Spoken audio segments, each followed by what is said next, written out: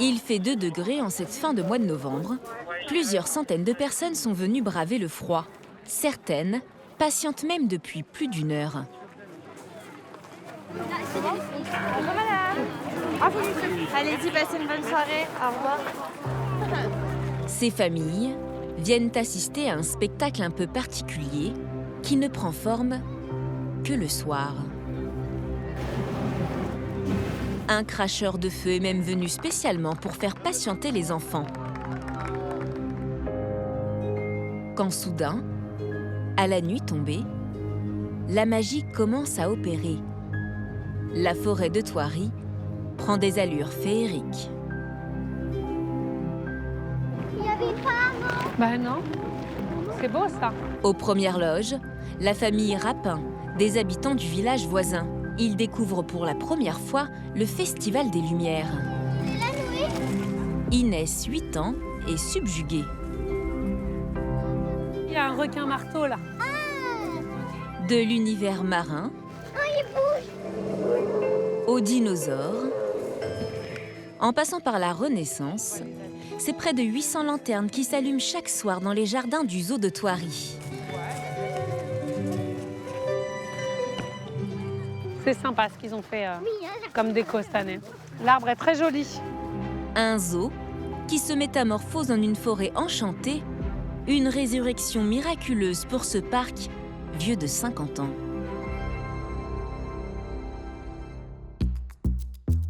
Situé en banlieue parisienne, à 1 heure de route de Paris, Thoiry est tout simplement le premier zoo safari de France. Sur plus de 150 hectares, la plupart des animaux se promènent en semi-liberté. Lions, tigres, ours, les visiteurs sont au contact le plus proche avec près de 1300 animaux. Mais avec la concurrence accrue des zoos comme Beauval en Val-de-Loire, Le Pal en Auvergne ou La Palmyre sur la côte atlantique, Thoiry a vu sa fréquentation chuter.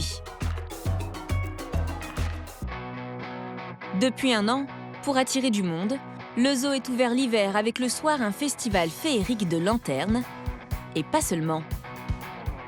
C'est Christelle, la nouvelle directrice, qui est en charge de dépoussiérer le parc. Son objectif, être aussi rentable été comme hiver. Globalement, on va essayer de travailler sur certains produits à 10% plus, de façon à être dans le prix du marché. Laurence, la responsable des boutiques, doit repenser toutes les décorations. Pour que ça plaise, ça tape à l'œil aussi. Julie, elle, propose des rendez-vous magiques avec des animaux sauvages. Bah vas-y, fais comme chez toi. Bah oui, bien sûr. Visite d'un zoo pas comme les autres, qui mise tout sur la période de Noël pour vous faire rugir de plaisir.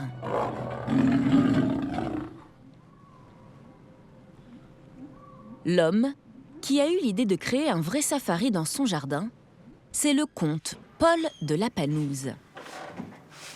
En 1968, il lui fallait trouver un moyen de sauver ses terres ancestrales et son château, appartenant à la famille depuis 4 siècles. C'est aujourd'hui ses enfants qui gèrent le parc. Lui s'y rend dès qu'il en a l'occasion. Qu'est-ce que vous allez faire là? Simplement me promener, simplement voir les animaux, les arbres, parce qu'il n'y a pas 2 fois, ça fait 52 ans que je me promène dans le parc, il n'y a pas 2 fois où il y a la même scène. Voilà. À 75 ans, il est resté un amoureux des animaux. C'est tout de même grâce à eux que la famille de la Panouse n'est pas ruinée aujourd'hui. Ici, il les connaît tous. Et comme souvent, il commence sa visite par Ben, l'éléphant d'Afrique. Je suis fasciné par les éléphants, c'est un animal extraordinaire. Ben formait un couple emblématique avec Jenny, sa compagne, décédée l'an dernier. Depuis qu'il est seul, il apprécie les visites. Je recule pour voir Ben, parce que Ben a entendu ma voix, il l'a reconnu. Parce que souvent j'amène des pommes pour les lui donner. Là, il se balance parce qu'il n'est pas content, parce que je lui jette pas de pommes. Ah, oui. Oh, écoute, ça me fait mal au cœur de te faire poireauter. Pour rien.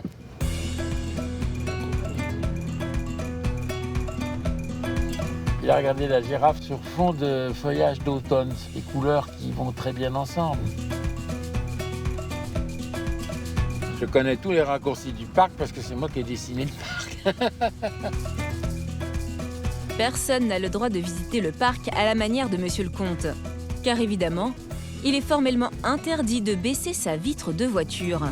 On n'a jamais été mangé par une autruche. Mais Paul de Lapanouse est ici chez lui, il fait ce qu'il veut. Il n'y a pas une grande place pour le cerveau. Hein. On n'a pas quand même des grandes conversations, mais nourriture, pas moi. Hop.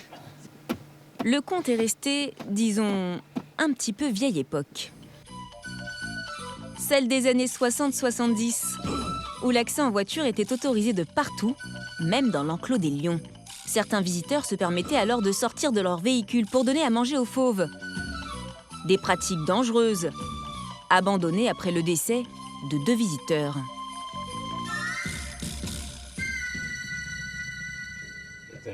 Depuis 2011, la Terre des Lions n'est visitée qu'en camion-brousse.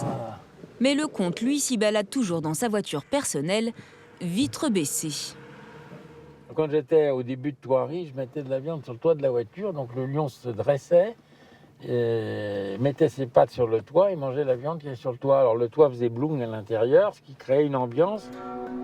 Sauf qu'aujourd'hui, cette ambiance et surtout cette attitude un peu inconsciente est totalement interdite et très peu appréciée par la direction.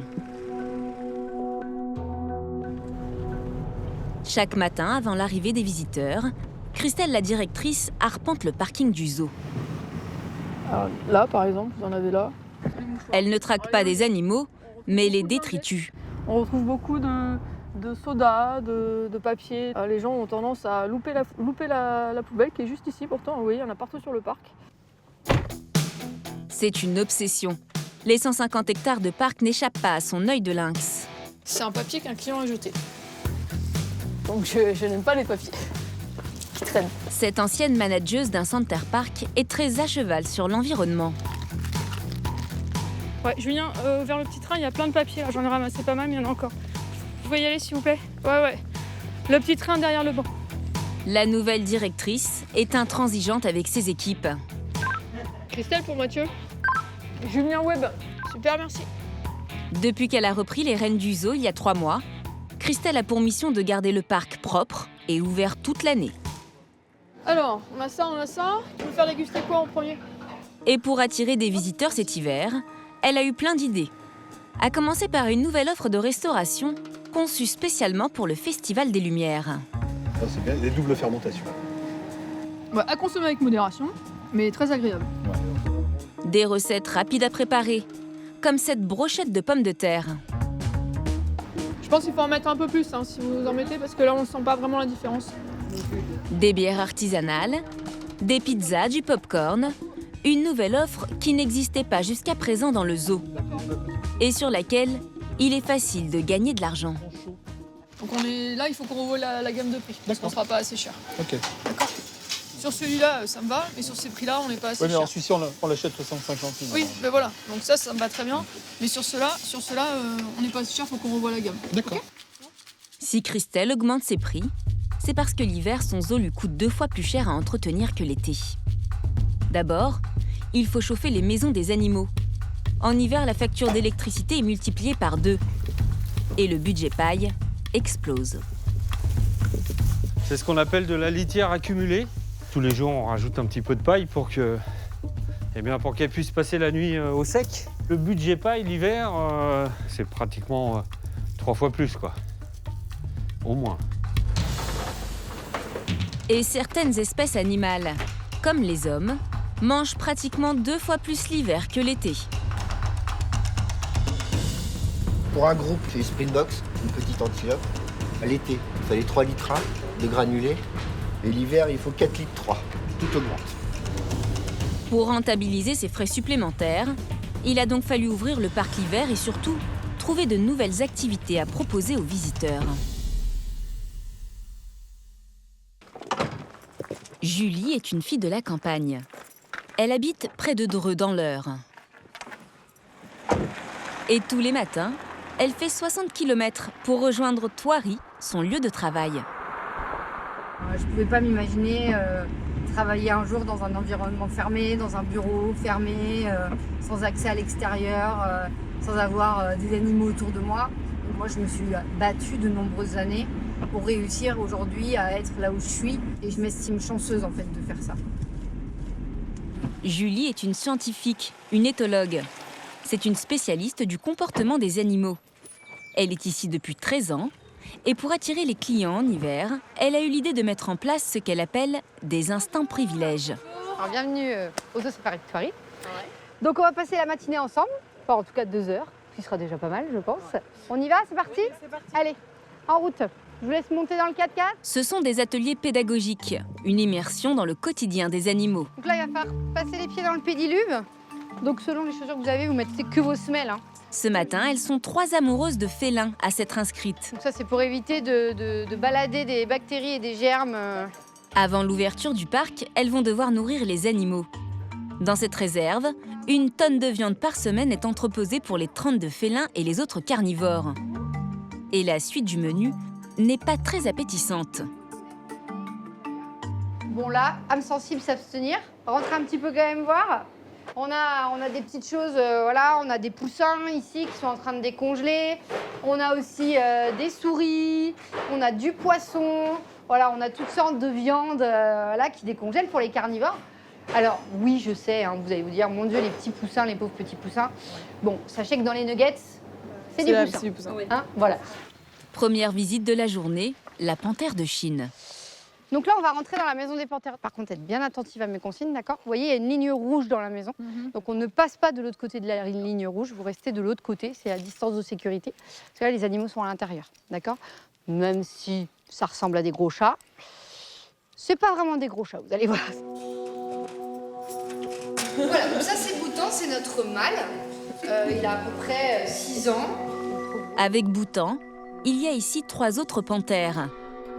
China, une mamie de 17 ans. Donc pour une panthère, c'est Sa fille Paoli, 1 an, cachée derrière cet arbre. 10-12 ans. Et Yuki, la plus sauvage d'entre toutes. Voilà, elle vous montre beaucoup plus de signes d'agressivité. Vous voyez un petit peu son attitude. Elle vous crache dessus, etc. Donc là, on est sur un animal qui n'est pas content. Pour impressionner les visiteuses du jour, Julie va faire quelques exercices avec Boutan. Boutan, steak, steak, steak. Oui. Mais on n'est pas au cirque. Cette gymnastique est en fait une technique pour soigner l'animal. Et en fait, vous avez vu quand il met les pattes comme ça au grillage, du coup, on peut voir les griffes. Donc ça permet au vétérinaire de contrôler qu'il n'y ait pas une griffe qui soit sortie, qu'il y ait une blessure, etc. Down, down. Oui. D'ailleurs, moi, je lui demande le down ici, dans le coin. Le but, c'est qu'il allonge son corps ici contre le grillage pour arriver finalement à lui faire une prise de sang à la queue. Quand on a offert les cadeaux à ma mère, je m'attendais pas. Et ce que je recherchais, j'aurais jamais cru ça, en fait. Allez. D'être face à face. Step, step. C'est super bon. Step, On n'en rien Un beau cadeau pour les fêtes. Un tour privilégié dans un parc encore désert qui va continuer avec les autres félins, les lions. Là, c'est Baringo. Et les guépards. Allez, venez montrer comme vous êtes belle avec les autres félins. Des animaux qui, pour Julie, ne craignent pas les températures fraîches des hivers européens. Il y en a pour tout le monde. Les félins sont des animaux assez rustiques qui craignent pas vraiment le froid. On pourrait se dire c'est des guépards, ça vit en Afrique. L'Afrique, la nuit, il fait jusqu'à moins 5 degrés. Donc au final, c'est des animaux qui sont très bien habitués au froid. La visite se termine juste avant l'ouverture du parc, dans le tunnel, avec les tigres de Sibérie. Vous voyez, on peut pas être plus près. Là, pour le coup... 3,50 m, 350 kg. Comme les autres félins, Harvey ne craint pas le froid. La largeur des pattes. Et il est en voie d'extinction, victime de la déforestation et du braconnage. Quand on les a aussi près et qu'on a ce côté, la fourrure qui est collée, on se dit « Ah, et là, j'aimerais tellement plonger ma main dans son pelage. » Voilà. N'oublie pas. Harvey le tigre est un incontournable du zoo. Mais il pourrait bien se faire très bientôt voler la vedette par un autre félin.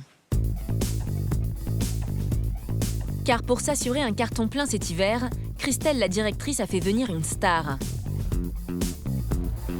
6 heures de voyage dans cette camionnette pour une demoiselle qu'on attendait depuis 2 mois. C'est mon premier guépard qui arrive. C'est une première pour la directrice, un peu émue. Mais Kia Là, elle est bien réveillée par contre. est plutôt d'humeur capricieuse ce matin.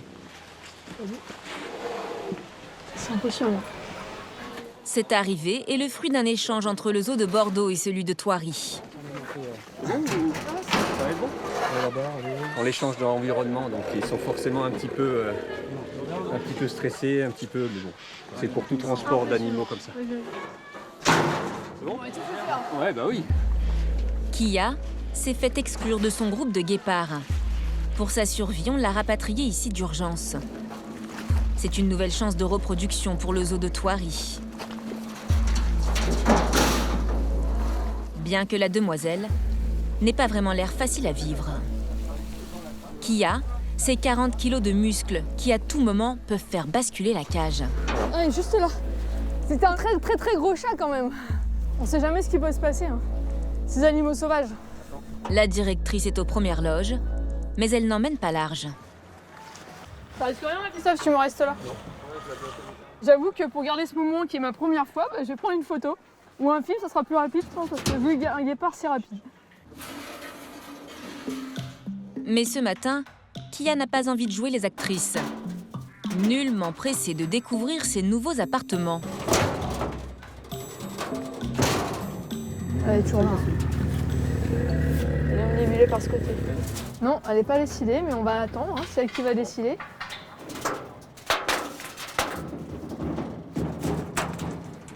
Des fois, il faut juste les laisser un peu tranquilles. Ça peut prendre 1 heure, 2 heures, comme ça peut prendre 3 minutes.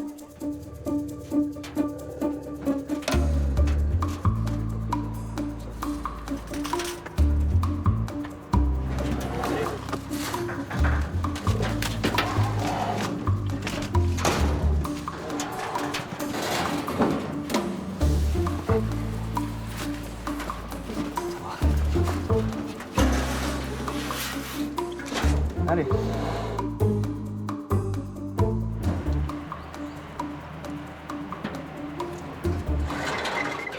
Finalement, au bout de 30 minutes, la petite nouvelle rejoint sa cage d'elle-même. Un guépard peut tuer un humain sans problème. Voilà, on ne rentre pas avec eux, on n'a pas de contact, on ne les touche pas, on les laisse vivre leur vie le plus naturellement possible. Et pour s'assurer une bonne entente avec les 3 autres guépards, le zoo a prévu plusieurs mois d'adaptation pour Kia, la rebelle. Mais ils sont certains qu'elle deviendra rapidement la coqueluche des visiteurs, qui sont prêts à payer une bonne vingtaine d'euros pour un safari à l'africaine.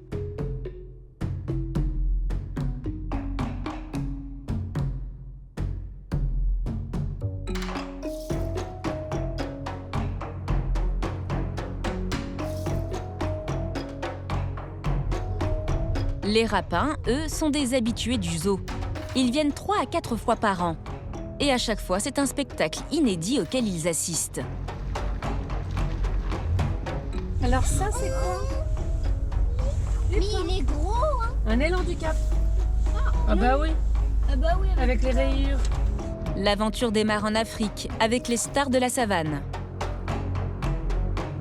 Wow. Oh, il y a un bébé, avec ses petites cornes. Ouais, pour un rhinocéros avec 2 cornes. Apparemment, le rhinocéros blanc, eh ben, il est rare. À 8 ans, la petite Inès est incollable sur tous les animaux. Oh, il y a une autruche, une femelle. Ah, là. Arrête-toi, papa, arrête-toi. Elle va venir devant la voiture. Pas de coup de bec. Attention au coup de bec. Non, non, non, non, non.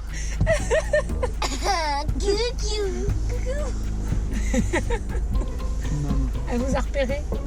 Non, faut pas qu'elle tape fort. Non, après. Eh, le doigt, madame. On va peut-être y aller avant qu'elle nous casse la voiture. Qu'est-ce que t'en penses? On les voit en liberté, donc ça c'est plaisant quoi. Enfin, les hippos ils sont tout le temps dans l'eau l'été, alors que là pour une fois ils sont sortis quoi. Les espèces qui adorent le froid et qui font à coup sûr le chaud l'hiver, ce sont les rois de l'Amérique du Nord. Des loups blancs, venus tout droit d'Alaska, Tu les as jamais vus d'aussi près, Nanette? Le bison des plaines. Impressionnant avec ses 800 kilos. Les ours baribales. Ah, il y en a un là-bas. A priori, des grosses peluches qui peuvent vous arracher un bras en quelques secondes. Regarde de la vitre, il est juste à côté. Hein. Ils sont quoi, 1m50? Un cadeau d'anniversaire inoubliable pour la petite Inès. Vous aimez venir ici? Ouais, on adore. Et même si ça fait plusieurs fois qu'on vient, à chaque fois, vous aimez ça? Oui. Les enfants, c'est un peu la poule aux œufs d'or du zoo. Ce sont eux qui généralement dirigent les parents vers les points de restauration. Ah, c'est là, regarde. Ouais. On va demander? Et avec la nouvelle politique de prix imposée par Christelle, la directrice, Moi, je vais prendre une gaufre suite. le budget en prend un coup. 4 bleus. 19,40 € pour 2 gaufres, 2 crêpes et 2 boissons. Un petit peu élevé. Mais bon, il fait pas chaud, donc ça va faire du bien. Bonne soirée. Merci. Le restaurant principal, un self-service qui propose des repas chauds, n'est pas donné non plus. 9,50 € pour le menu enfant ou le plat du jour. Des aiguillettes de poulet, s'il vous plaît. Avec un petit peu de frites. Ajoutez une boisson et un dessert, et l'addition peut vite grimper. Au revoir. Bon, en fait, les prix sont alléchants à l'entrée, 9,50 € le plat. Et en fait, quand on arrive sur place, on voit 1,90 € la bouteille d'eau, 4 € le dessert. Là, on sort pour 28,90 €. Bah, pour ce qu'on a, c'est un peu trop cher, quoi. Les clients affamés qui pique-niquent pour la plupart dans le parc pendant l'été n'ont pas d'autre choix que de se restaurer ici en hiver. Non, bon, ça va, c'est correct, mais quand on arrive à cette heure-là et qu'il n'y a plus de pain, c'est un petit peu embêtant quand même, non? Voilà. Le restaurant a augmenté ses prix de 10%. Et c'est pareil dans la boutique de souvenirs. Parfaitement placée. Ah, par là? Juste à la sortie. Passage obligé. Et gare à ceux qui oseraient s'en détourner. Qu'est-ce qu'il veut? Rien. Des peluches. Des peluches. On veut la boîte. La boîte. À l'intérieur, tout est à portée de main des enfants. Les étalages sont parfaitement étudiés pour être à leur hauteur. Difficile de résister à la tentation. Papa, moi je veux ça et ça. Et ça fait bien les affaires de Laurence. La responsable des ventes. Cela fait 11 ans qu'elle travaille pour le zoo. Au départ, Laurence était simple saisonnière en caisse. Mais très vite, Après, on a l'hippopotame. elle a grimpé les échelons. Il est mignon. Hein. Désormais, à 58 ans, c'est devenue la reine des ventes. Alors, l'animal phare, c'est ce qui se vend le plus ici, chez nous. Le lion, bien sûr, mais c'est le pandarou. J'en passe, je sais pas combien par an. Mais depuis quelques jours, Laurence s'arrache les cheveux avec la deuxième boutique du parc. Un magasin éphémère, placé juste à l'entrée du Festival des Illuminations et ouvert spécialement pour l'hiver. Des couronnes comme ça. Tu veux qu'on les mette ici? Non, on va les mettre là. Ah oui, ok. Laurence va devoir rivaliser d'ingéniosité pour transformer cette tente de 30 mètres carrés en paradis du jouet. En fait, on a changé déjà 3 fois, mais bon, c'est pas facile. L'espace n'est pas très grand, mais enfin, c'est déjà bien. Et après, faut qu'on essaye d'harmoniser un peu toute la boutique pour que ça plaise, ça tape à l'œil aussi. Pour séduire les enfants, Laurence a misé sur des gadgets, bien loin de l'univers animalier d'un zoo. Voilà. C'est assez bruyant, j'avoue. Ça marche bien, ça? Oui. Ah oui, oui. Tout ce qui est dinosaure, en fait, les enfants adorent. Un véritable bazar de farce et attrape. Si vous êtes perdu, vous pouvez toujours vous retrouver, voilà. Donc voilà. Mais ça tient chaud aussi, hein, c'est pas qu'un gadget. Bon, il y a des fois des choses que j'achète que je trouve très moches, mais je me dis, il y a toujours des gens qui aiment, quoi. Et puis bon, ça plaît. Et Laurence sait parfaitement ce qui plaira à ses petits clients. Puis moi, j'aime bien chiner, trouver des nouveaux produits, comme les petites baguettes magiques. Celles que je préfère, c'est les petites licornes. Voilà, pareil, qui s'allument. Et imaginez, pareil, il fait nuit, puis elle se balade avec les petits fils dans la nuit. En attendant le Festival des Lumières, qui ouvrira à la nuit tombée, les petits visiteurs se font chouchouter par une autre employée du zoo. Julie, l'éthologue, spécialiste du comportement des animaux, a trouvé comment les attirer. Alors, petites baskets blanches, elles seront plus blanches tout à l'heure. Hein. Je préfère vous prévenir, les filles. Elle propose des activités pour les 7-14 ans. Un contact avec les animaux, qui commence dans la réserve à nourriture. Donc on vous laisse aller faire vos courses. Il faut chercher, il faut trouver ce dont on a besoin.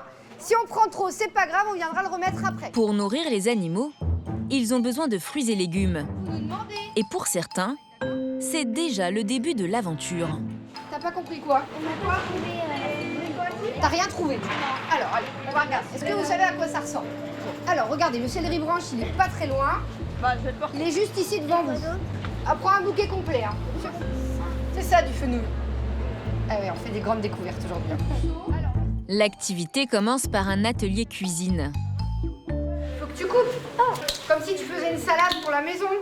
C'est bien là la taille? Oui, par exemple, tu vois. Une salade spéciale dans laquelle il faut rajouter quelques asticots bien frais. L'activité dure 4 heures, toute l'après-midi. Il y a les deux dans l'enclos. Ils vont s'approcher des félins, nettoyer l'enclos des girafes et nourrir quelques petits mammifères plutôt inoffensifs, mais dont il faut quand même se méfier. On ne touche pas les animaux et on ne les caresse pas. D'accord? Ce sont des animaux sauvages, ce ne sont pas des animaux domestiques. On n'est pas là pour leur faire des papouilles, même si je sais que vous en mourrez d'envie. Ils vont d'abord donner de la salade à des ratons laveurs. Et ils ne comptent pas leur faciliter la tâche. Donc là, le but du jeu, ça va être de cacher de la nourriture un petit peu partout dans l'enclos. Parce que dans le milieu naturel, les animaux, ils passent 80% de leur temps à chercher à manger. À leurs pieds, un petit malin qui a tout entendu et qui n'a pas très envie de se creuser les méninges pour trouver son goûter. Il faut profiter là du moment, pas tous les jours qu'on est dans l'enclos comme ça. Regardez, ils arrivent. Si les ratons laveurs sont des animaux assez réservés, T'as un problème. ce n'est pas vraiment le cas pour ces primates plus agités. Alors regardez, on a attendu avec impatience.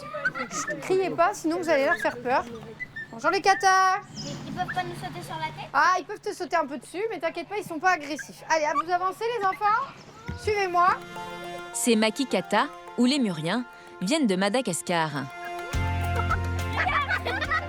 Éparpillez-vous. Accroupis-toi. Accroupis-toi. Rapprochez-vous de moi. Chez ces primates, les femelles ont depuis bien longtemps fait leur révolution. Chez cette espèce, ce sont les femelles qui dominent.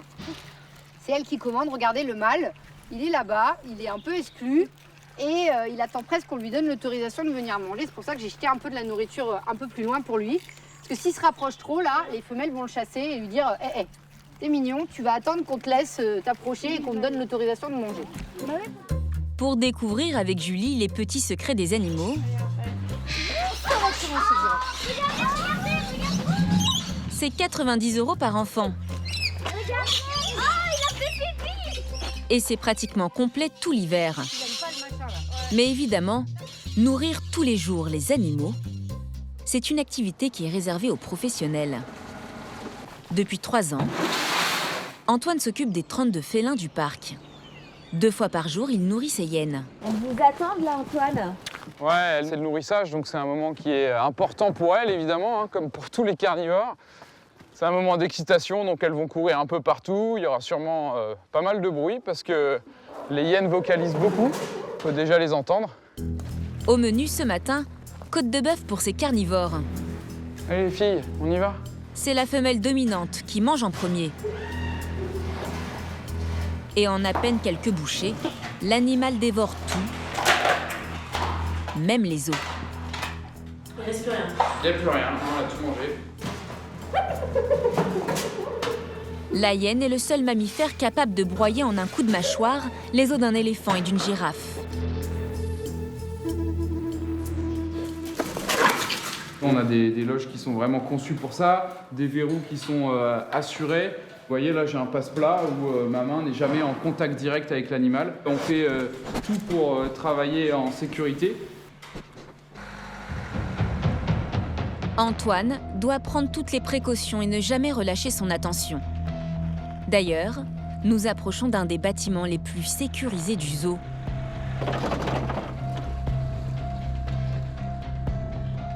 La fauverie. Julien, est-ce que tu pourrais nous obtenir les chiens-veaux pour les voir au garage? Là, on est devant la maison des lions. Donc, j'ai de quoi allumer la lumière depuis l'extérieur, vérifier qu'il n'y ait personne, qu'il n'y ait pas de risque. Et puis, une fois que j'en suis sûr, je peux rentrer dans le bâtiment, vérifier que tout le monde va bien.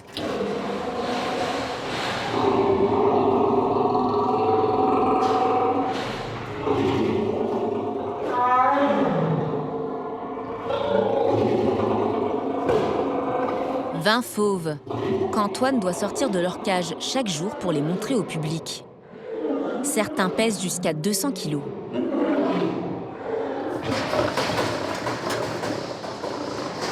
Là, ils sont un peu énervés parce qu'ils savent qu'ils vont sortir.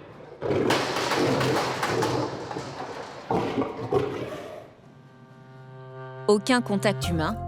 Tout se fait à distance grâce à des trappes métalliques.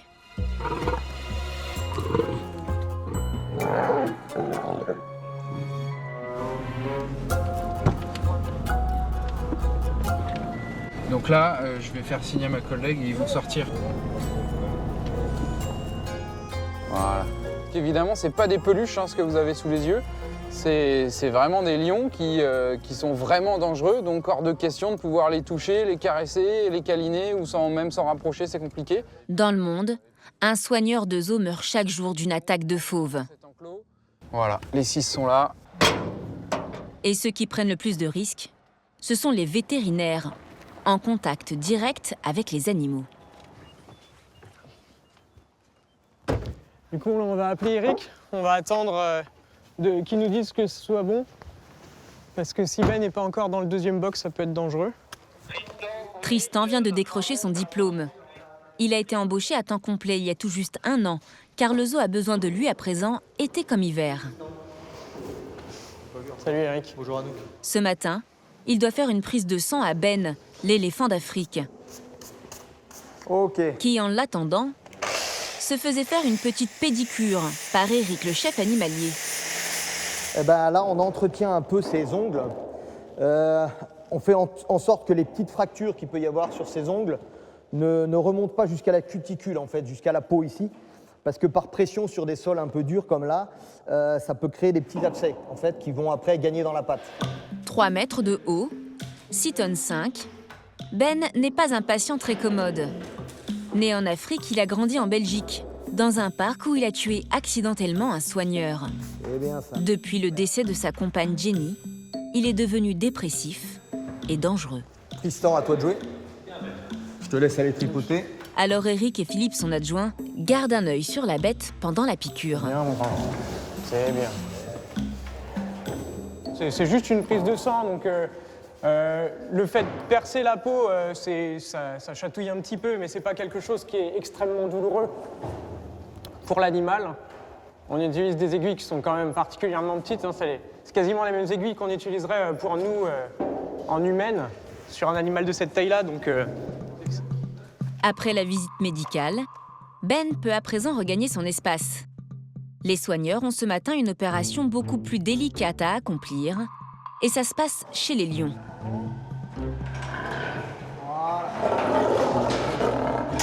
Niassa, la femelle, n'est pas très ravie, car Tristan va devoir placer une puce sous la peau de son lionceau, né il y a tout juste 1 mois et demi.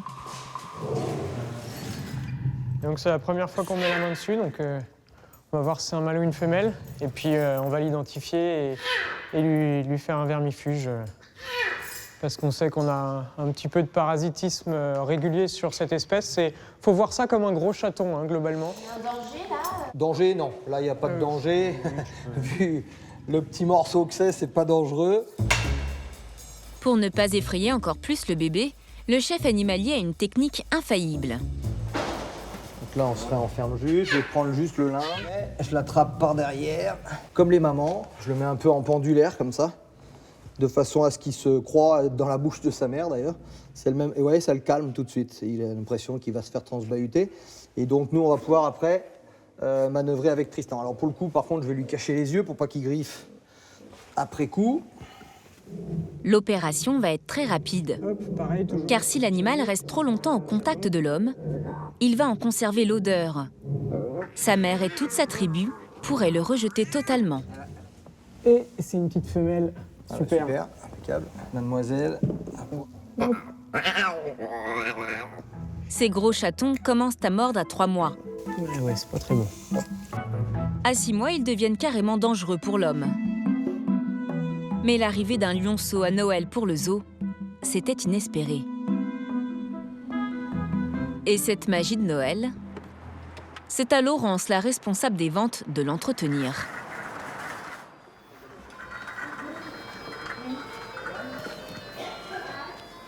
Donc je cherche des choses qui claquent, quoi, que ça se voie vraiment bien. Et elle va craquer sur toutes les babioles. Ouais, c'est super joli tout ce qu'ils font. Ça, c'est sympa aussi. Oh, il est où mon caddie? Ça, c'est sympa, avec un petit animal dessus. Ah ouais, je trouve qu'ils ont une bonne bouille. Ouais, ça me plaît. Du coup, j'en prends 2. La direction lui a donné carte blanche. Enfin, presque. Ouais, c'est super joli. Moi, je voudrais pas dépasser les 350, 400 euros. Vraiment grand maximum, quoi. Si, je fais quand même attention au prix, il faut pas non plus... Mais arrivé en caisse, pour son budget, ça sent le sapin. Ah, là, j'en ai pour 560 euros. Ça va. Vous n'êtes pas hors budget? Un petit peu, mais bon... Je vais pas faire ça tous les ans non plus. Laurence espère bien que sa vitrine attirera l'œil des visiteurs. À quelques heures de l'ouverture du Festival des Lumières, la directrice fait sa ronde habituelle. Avec les intempéries, elle redoute les dégradations des lanternes.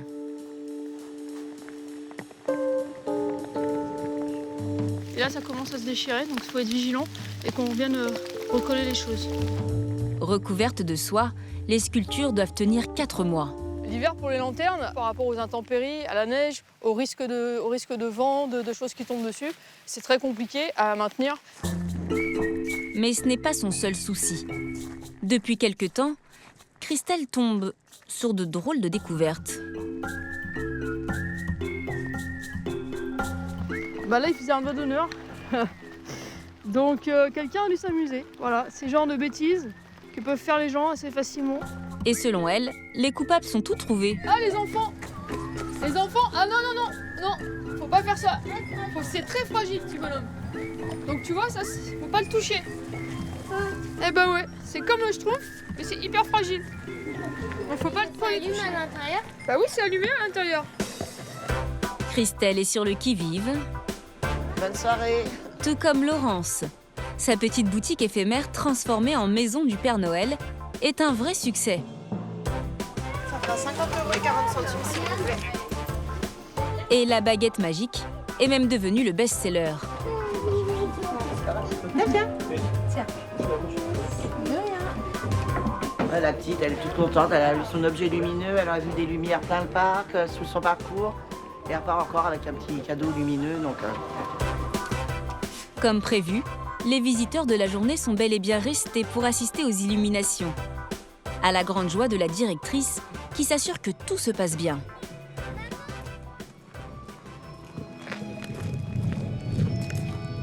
Ça, c'est mon petit moment de détente quand j'entends cette musique.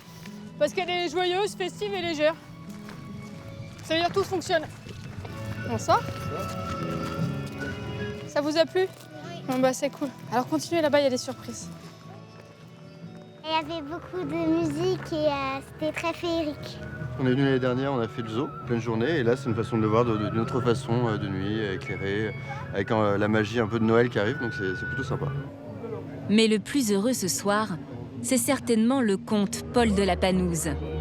Le créateur du parc voit ainsi l'achèvement d'un travail de toute une vie. Ça m'émeut, puis je suis tellement heureux parce qu'il y a tout un travail, je les ai vus s'épuiser sur le terrain, et de s'angoisser, est-ce que ça va être prêt? Ben oui, c'est lumineux, ça explose de vie. L'an dernier, le parc a accueilli 500 000 visiteurs. Avec la saison d'hiver, ils espèrent en attirer 200 000 de plus.